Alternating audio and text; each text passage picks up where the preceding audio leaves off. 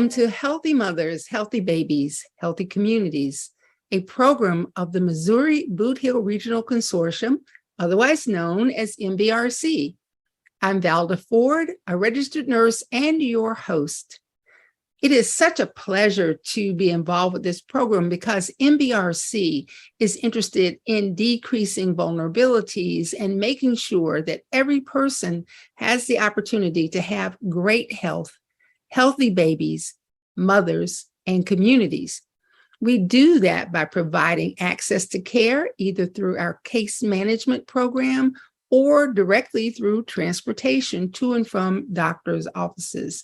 But one of the most important things is providing education. And the way we do that is to have phenomenal people who can help us navigate what is going on in the world, especially as it relates to maternal and infant mortality. Those numbers are terribly high, especially in the African American community in the United States. Though in truth, the United States in general is not doing well as it relates to other industrialized nations. But Dr. Irie, let me tell you a little bit about her. She is someone who just brings me joy every time I talk to her. She's an assistant professor at Boston College's School of Social Work and a lecturer of population health, population medicine at Harvard Medical School. Her primary research focuses on equitable access and effective implementation of biomedical HIV prevention strategies, such as pre-exposure prophylaxis, what you know as PrEP, for Black women in the United States. Her broader goal is to implement innovative solutions to complex problems at the environmental, structural, and social levels that improve, promote, and protect the sexual and reproductive health of Black women in the USA. Welcome, Dr. Irie. Thank you so much. It's such a pleasure to be here. Wow, it's such a pleasure for me. And looking at the work that you're doing on HIV prophylactics, and when I was doing my graduate work at Carolina, that is the only Carolina, UNC. Okay. My graduate paper was on HIV and bad policy that was being made when people were rushing and they were very much into discriminatory practices. Right. Yes, it's amazing. So look at us. We're kindred spirits. I'm 2 or 3 generations in front of you. Wow. Yeah. And thank you for that work and laying the pathway for people like me to take those steps forward as well in this field, because it's important. It's important that we continue to do this work. Some of it is not as visible as others, but it's still so important and so critical. And no Black woman left behind. That's how I feel. So I'm always thinking about those spaces and those faces that really deserve and want and should have some access to quality care and quality information, and in a setting that is very inclusive and safe. And I remember years back when there was this huge influx of criminalizing HIV, and it was a scary time. And so it sounds like folks like you really help move the needle on, kind of pushing back on some of that, or even thinking about how impactful those policies are. So thank you for that. Oh, yeah, absolutely. I remember those days and working in critical care. I remember even the folks who we love to think the healthcare providers have no biases and they're angels, but we know really they're a subset of the population. So much has changed in the HIV landscape. And, much of that can be attributed to its proximity to whiteness. And I have to say that blatantly, because it's quite true. The more that the trends and the numbers started really showing that, okay, this is really impacting, or it's really kind of getting close to, this dominant identity in this dominant space, we might need to do something. That's when we started seeing a lot more even grassroots, let alone just kind of like institutional changes to really shift what was going on with HIV. And with that said, there still remains a significant portion of people of color who are disproportionately impacted and burdened by HIV.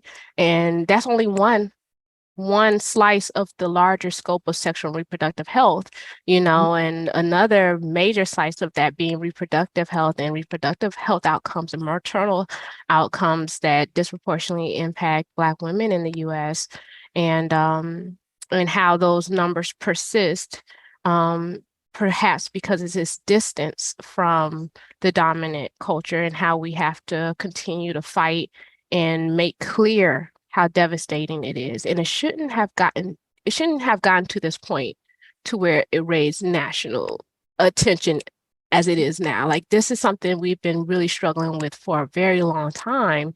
And now is kind of gaining some attention, which is good because we need the resources. But it's also very interesting to me because it's saying a lot about health priorities in the United States and who gets prioritized: the blood transfusion or the sex worker, the person whose identity is closer to that of the dominant, or those who are a bit more distal and who hold multiple marginalized identities. Yeah.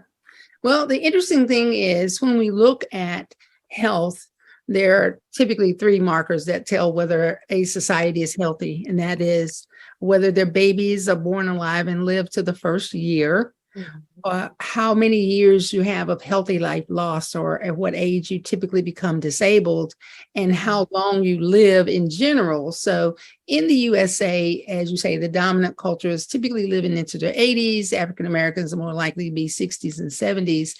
But when you talk about infant mortality, the difference can be striking. It can be 2, 3, sometimes 4 times greater loss of life for babies and mothers in the African American community than for white mothers. Now, the interesting thing, and I know you do a lot of research, but when we look at how to stay healthy, part of it is being educated, and that's what we're trying to do today. Yeah. But we find that African American women with college degrees do not have better outcomes for their babies than their white counterparts who may just have high school or no diploma. And how can we attribute that to what's going on in our world today? Yeah. And racism. We know that's racism. The racism and the stressor of living the racialized experience for Black mothers is having such a huge impact on our bodies and how our bodies respond to stress and how our bodies respond to change and to growth. And that's what we're seeing. We're literally able now, and we've been able to do this for some time now.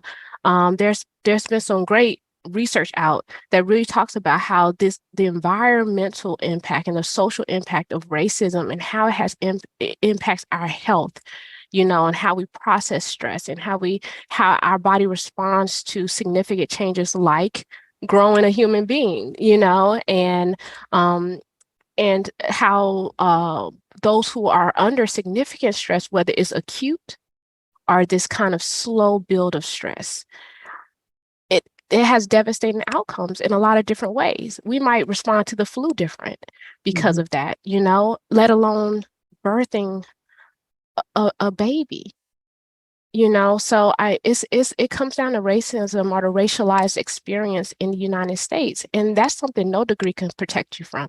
That's something no amount of wealth can protect you from. You walk around and it's this in the US, and I'm sure in other spaces outside the US, there's other similar experiences as this, but we're talking about the US. In the US, it is ingrained, it is immersed, it is like the air that you breathe, that you have a racialized experience. And with that comes stress, and we might not know it and we might not be able to put our finger on it, but we experience it. And it's also intergenerational, which we also carry in our bodies as well.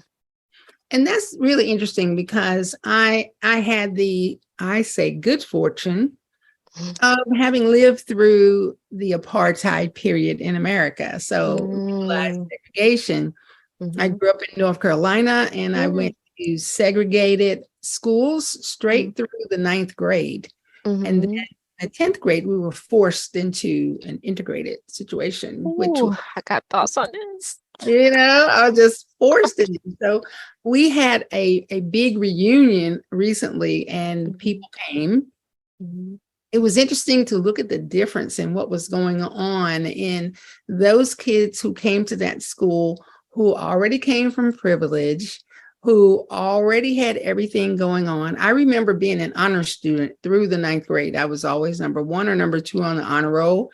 Okay. When I was forced into the other situation, I dropped straight into the middle somewhere. Mhm. Now, did I lose any IQ points? No, I did not. My IQ, blessedly, is quite high. Okay. But the differences in my experiences and my classmates, where let's say we were in English class and we were talking about Shakespeare. Mhm. I'd had the good fortune of reading Macbeth, Romeo and Juliet, maybe Othello. Mhm. That was it. And when we would be in class and we'd talk about things, and they'd start talking about Love's Labor's Lost, or all down in some other of the less commonly known Shakespearean plays that they had been reading nonstop since the sixth grade. Mhm. And I would be sitting there going like, what are they talking about?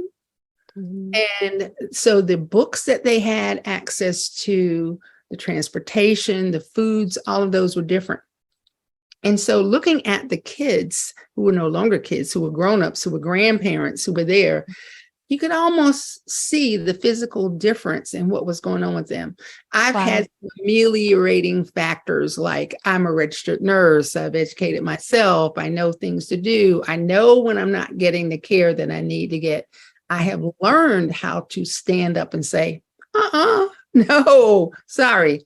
Let's try that again. And you do Mhm. recognize I have a few graduate degrees and I do know what you're talking about. So let's try that Mhm. again. Mhm. And our goal is to teach people that they have not only the right, but the responsibility to say, whether or not you realize it, you are treating me differently. And Yeah. now let's think about that and see what we can do better. Yeah. Absolutely. Absolutely. So critical, and it's unfortunate, because that in itself requires a certain level of energy and stress, and some folks are just not confrontational or don't necessarily feel comfortable advocating for themselves to that extent, and or it doesn't, it's just not part of their culture, or what they have been taught to really practice, and that alone is stressful. And I remember just driving for my first pregnancy. I remember, and it was in River I was pregnant, I was receiving care in Riverdale, Georgia, and I remember driving to the appointments practicing how I'm going to advocate for myself, how I'm Mhm. going to advocate. I just remember just practicing, getting in the car and just saying, okay, this is what I'm going to say if they say this, and this is what I'm going to do. And just kind of getting myself just hyped up and just scripting and thinking and overthinking. And that within itself, that did a lot to me. I would come in and my blood pressure might have been a little higher than it would have been had I just been listening to some smooth jazz on the way there. No, because I'm thinking about entering this space, and every time I enter into the space to receive care, I feel as though I am entering into a war zone. I Uh-huh. feel like it's me against them. They don't have my best interest in mind. And I think about how Black women have to navigate that every day. And some just say, you know what, I'm good. I don't need to enter a war. I will much rather not go to that appointment. I would much rather not be in that space. And that's where that compassion care comes in. It's just like we want to empower you to feel like you want to enter that space, but we also want to help diversify these spaces a bit so that they're not those spaces that you perceive as war zones. These are the spaces that you perceive as a communal space, a healing space, a happy space, and and really that's really the goal, and hopefully that's what we're going to see in terms of shifting this maternal healthcare space is making it less against us against them, but for us, by us, about us. Yeah. So yeah, I think about that quite a bit. Yeah, that's awesome. And it goes to the heart of a book that I read, my goodness, probably 20 years ago now, but it was called Why Zebras Don't Get Ulcers. And it was written Oh, by yeah. a sociologist at Stanford, Robert Sapolsky, Sapolsky. It's a good read even now for those who might be listening in. And I can tell you the point was that human beings get ulcers because they anticipate the bad that's coming. And if they've had a bad experience, so we'll call that trauma, of always expecting to be put down, made last, not understand, and even question if the behavior is related to racism. Perhaps it's not. Perhaps the person is just having a bad day who is being ugly to you at the cash register. But if you are living in that society that says, as a Black person, you should expect this bad behavior, then you attribute it and it eats you up. So zebras don't get ulcers. So if I, as a person, a human being is walking around in the jungle, literally, I am so primed that all the animals there want to eat me. I'm going to spend my time looking around, thinking about it. I can't even take a walk for 50 yards without being scared to death. But the zebra has figured out a way.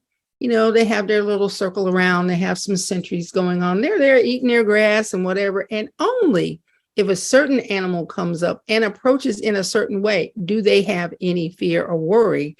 They don't spend all day long. They're not able to digest. I mean, they are able to digest their food because they're like, we got this, just good. No lions nearby, we're good. But we're sitting there thinking, yesterday there was a lion in the jungle somewhere. Yep. So that whole concept of your guide to stress, how to take it down a notch, is made so much harder if you are of a certain color, religion, if you're from a certain country, if you speak a different language, if you don't have money, if you're not educated. And I call that the stacking effect, because if this guy, who's a white guy, was talking about how to guide out of stress, imagine now woman, now older, now overweight, now not what's considered physically attractive, all those things. Yeah. And then you look at the environmental impact as you researched.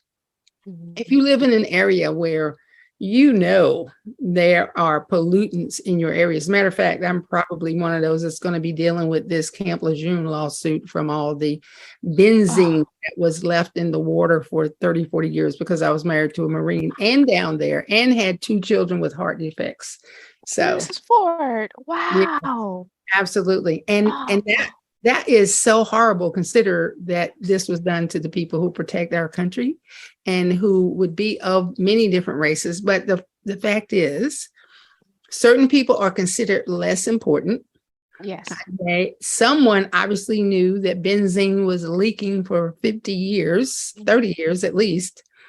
And now they're looking for all the people who have been affected by this. And originally they just said, well, no, we're not going to help you. Your time period is gone. But the point is, these kind of things, if they would happen at Camp Lejeune U.S. Marine Corps Base, imagine what is happening in small towns, in rural areas where there are no watchdogs, or somebody might be more interested in the financial benefit than the health benefits of the people there.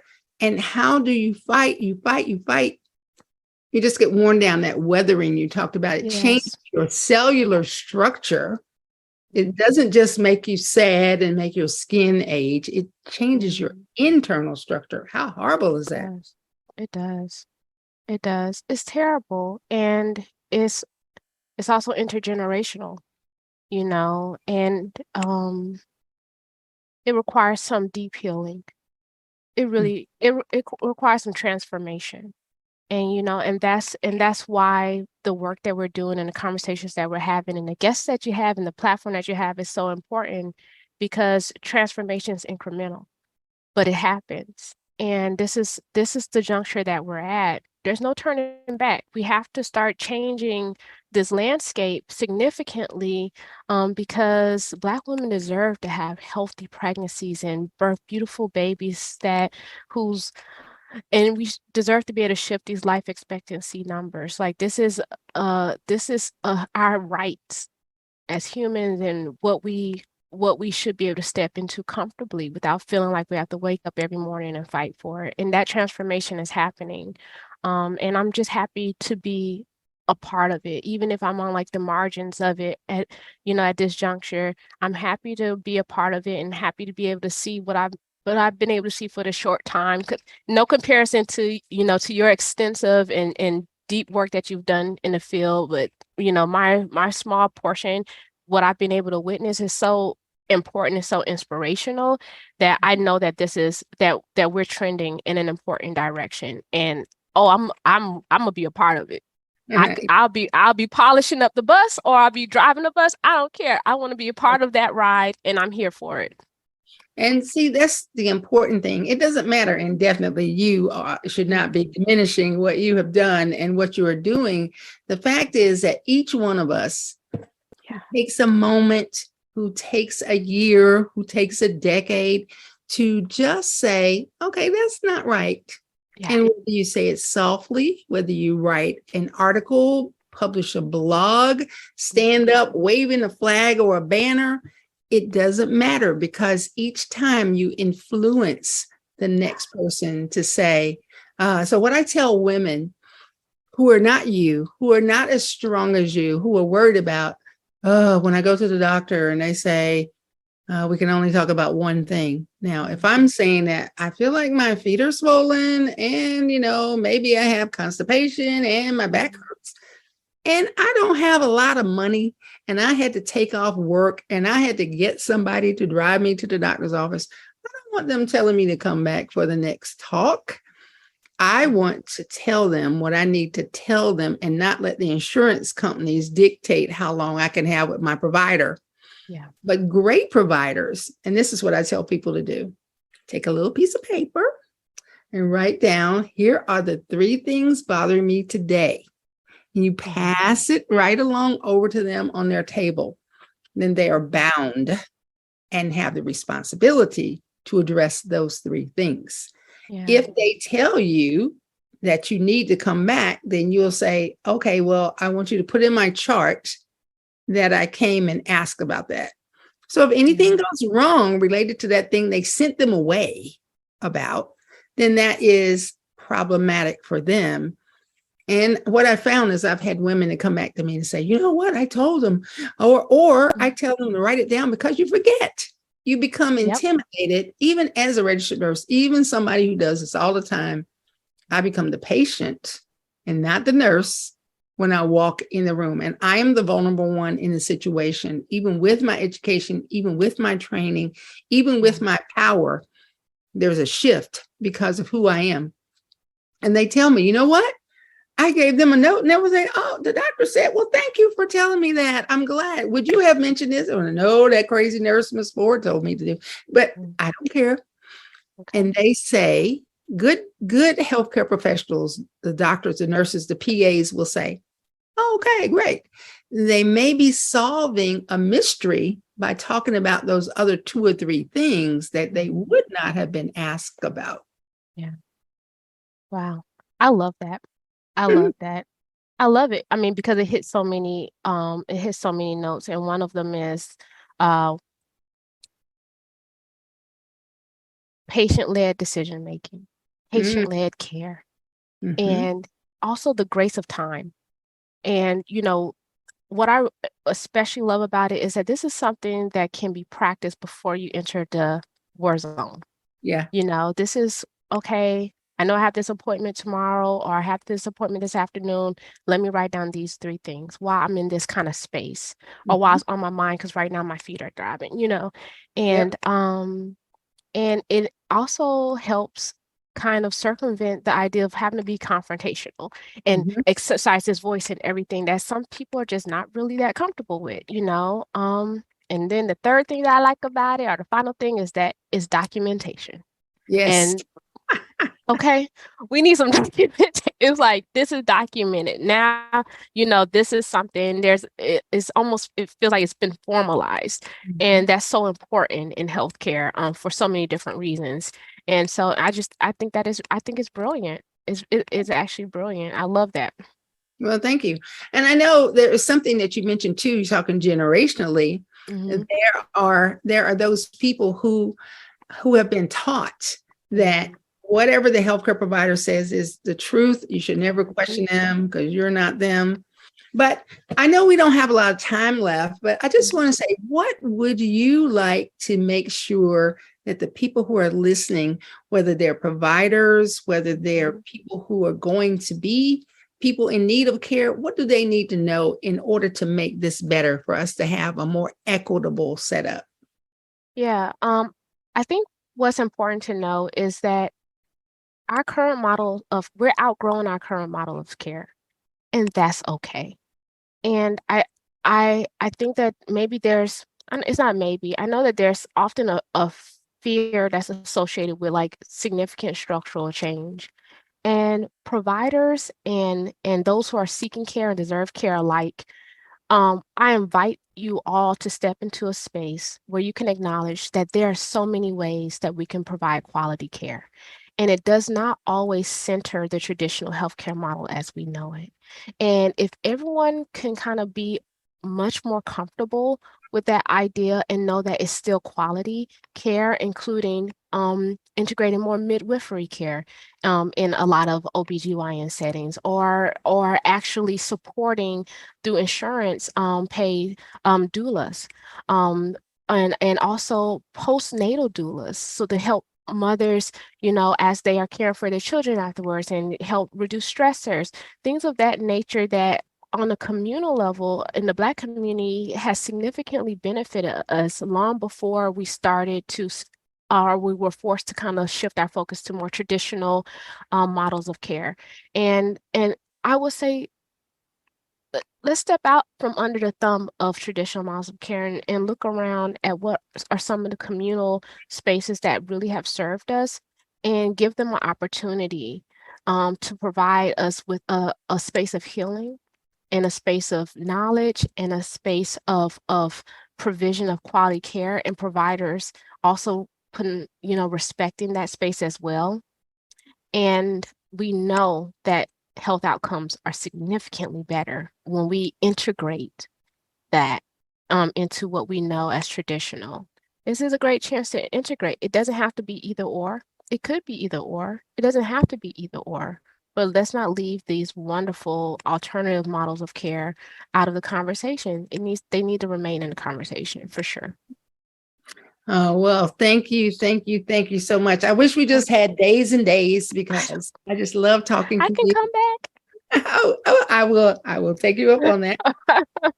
Thank you so much, Dr. Irie. I mean, you are really doing some beautiful work. And I love the fact that you're a young woman, a young mother, and your words will travel through to the people who might be saying, that woman can't tell me nothing. She's old.